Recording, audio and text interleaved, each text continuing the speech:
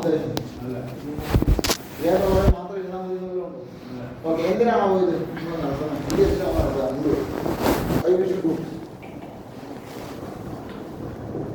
പറഞ്ഞു? അതുകൊണ്ടോ പരിപാടി സമയമല്ല, 1.5 മണിക്കൂർ കൊണ്ട് ഈ പരിപാടി തീർക്കാം പരിഹരിക്കാൻ വേണ്ടി.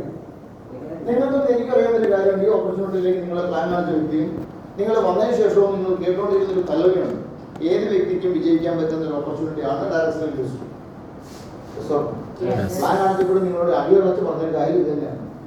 ഏത് കാറ്റഗറിയിലുള്ളവർക്കും വിജയിക്കും. പക്ഷെ എല്ലാവരും വിജയിക്കാറുണ്ടോ? എല്ലാവരും ജോയിൻ ചെയ്യാനുള്ള സത്യം തന്നെ. പക്ഷെ എല്ലാവരും വിജയിക്കാന്നുണ്ടെങ്കിൽ അങ്ങനെ പറഞ്ഞ കളവാണോ പറഞ്ഞത്?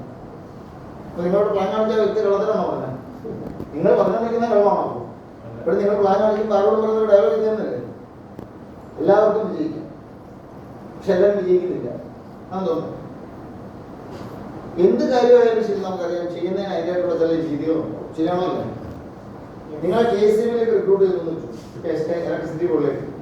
ഇന്നിപ്പോൾ ദിവാലി ആയതുകൊണ്ട് പണിയൊന്നും എടുക്കണം. നാളെ കാലത്ത് നിങ്ങൾ അങ്ങോട്ട് ചെല്ലുന്ന സമയത്തേക്ക് ഒരു പ്ലെയറും കട്ടും എടുത്ത് വന്നിട്ട് റെക്കോർഡ് കൂട്ടാൻ 3ാമത്തെ പോസ്റ്റ് കയറിയിട്ട് 110 രൂപയുടെ മറ്റേ കട്ട് ചെയ്യാന്ന് പറഞ്ഞ് സാധനം വന്നെങ്ങനെ ഇരിക്കും?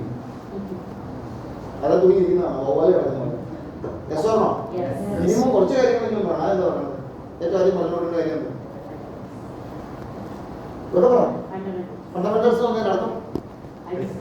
അടിസ്ഥാനത്തിൽ ഏറ്റവും കൂടുതൽ പഠിപ്പിക്കേണ്ടത് വയർമാന്റെ ലൈൻമാന്റെ കാര്യം പറഞ്ഞാൽ കറണ്ട് അടിക്കാതിരിക്കാൻ പഠിക്കണം. കറണ്ട് വരുന്നത് പോകുന്നത് അവിടെ നിൽക്കട്ടെ. സ്വയരക്ഷ ശരിയാണല്ലോ, പരമപ്രധാനമായിട്ടുള്ള അതാണ്. അപ്പൊ നമ്മളെ സംബന്ധിച്ചിടത്തോളം നമ്മൾ ഈ ഓപ്പർച്യൂണിറ്റിയിൽ ആർക്കും വരാം. വിദ്യാഭ്യാസ യോഗ്യത ഒരു പ്രശ്നമല്ല, എഡ്യൂക്കേഷൻ ബാക്ക്ഗ്രൗണ്ട് ഒരു പ്രശ്നമല്ല എന്ന് മാത്രമല്ല, അക്കാഡമിക് പാരാമീറ്റേഴ്സ് ഒന്നും തന്നെ ബാധിക്കുന്നില്ല അല്ലേ? ഏതെങ്കിലും ഘടകം ഇതിനകത്ത് ആളുകളെ തരംതിരിക്കുന്നുണ്ടോ? ഇല്ല. പക്ഷെ എല്ലാവരും വിജയിക്കുന്നില്ല. അപ്പൊ എല്ലാവരും വിജയിക്കാൻ സാധ്യത ഉണ്ടായിട്ട് എല്ലാവരും വിജയിക്കുന്നില്ലെങ്കിൽ അതിന്റെ ഒരേ ഒരു കാരണം എന്തായിരിക്കും? എന്താ സ്കൂളിലും കോളേജിലും പഠിച്ച സമയത്ത് സ്കൂളിലെ വിജയ ശതമാനം ഒരിക്കലും കോളേജിൽ കാണാൻ പോയി ഉണ്ടാവുന്നുണ്ടോ? എന്തുകൊണ്ടോ? സ്കൂളിലെ ചൂരന്റെ ബലം ഉണ്ടായിരുന്നു അന്ന്. ഇപ്പോഴല്ല, ഇപ്പോൾ പറയാൻ പറ്റില്ല. അന്ന് നിർബന്ധപൂർവ്വം നമ്മളെ പിടിച്ചെടുത്ത് പഠിപ്പിച്ചു. കോളേജിൽ കയറിയപ്പോഴോ അധ്യാപകൻ കയറിയിട്ട് ജനലിൽ കൂടെ പുറത്തേക്ക് പോകും. ശരിയാണല്ലോ? അപ്പൊ അധ്യാപകൻ പറയും വേണമെങ്കിൽ ഇടാ അല്ലെങ്കിൽ കൂടാ. യസോർണോ? അപ്പൊ നമ്മൾ പോകുന്നതോറും നമുക്ക് കാണാൻ പറ്റുന്നു അച്ചടക്ക മനോഭാവം ഉണ്ടെന്നുണ്ടെങ്കിൽ വിജയ ശതമാനം കൂടും. ഇവിടെ നല്ല എവിടെ. അപ്പൊ ചെയ്യേണ്ട ചില കാര്യങ്ങളുണ്ട്, ചെയ്യാൻ പാടില്ലാത്ത ചില കാര്യങ്ങളുണ്ട്. ഏറ്റവും ആദ്യം അറിയേണ്ടതാണ് ചെയ്യാൻ പാടില്ല.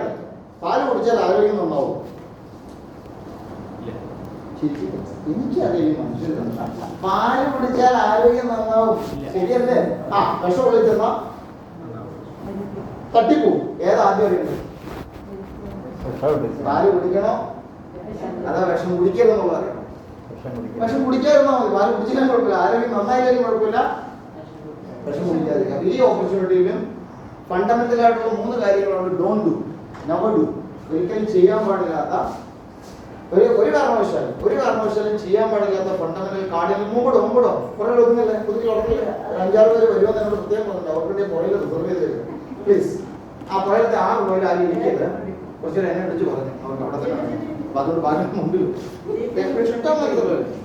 അപ്പൊ ചെയ്യാൻ പാടില്ലാത്ത കാര്യങ്ങൾ നമുക്ക് ആദ്യം പറഞ്ഞത് ചെയ്യേണ്ട കാര്യങ്ങളിലേക്ക് കിടക്കും. എന്താ പറയുന്നു? ഹലോ, ചെയ്യാൻ പാടില്ലാത്ത 3 കാർഡിനൽ റൂൾസ് പറയും. എന്തൊക്കെയായിരിക്കും? കുറെ കാലമായിട്ട് ഇന്ത്യ സ്ഥിരമായിട്ട് കേൾക്കുന്ന കുറെ പ്രേക്ഷകരുണ്ട്. ഹലോ, ചെയ്യാൻ പാടില്ലാത്ത never ever do anything for the first time without checking with your option. ആദ്യമായിട്ട് പോയിന്റ് മാത്രം എഴുതാൻ മുഴുവൻ വിസ്തരിച്ചു.